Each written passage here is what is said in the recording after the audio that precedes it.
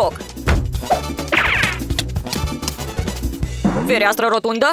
Nu se potrivește stilului meu. Una pătrată e mult mai bună. Și asta va fi a doua fereastră. Câteva detalii. Și casa mea strălucește la soare. E perfectă. Dar ce e cu acoperișul? E încă alb. Așa nu merge. O să rezolv asta cu super drujba mea. Uf, e așa de cald.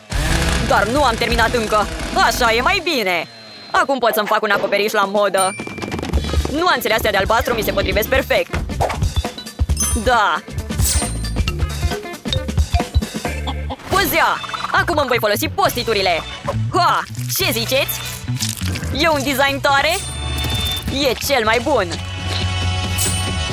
Mai trebuie doar să pun niște lămpi și un horn de cărămidă pe acoperiș. Vă prezint casa visurilor mele.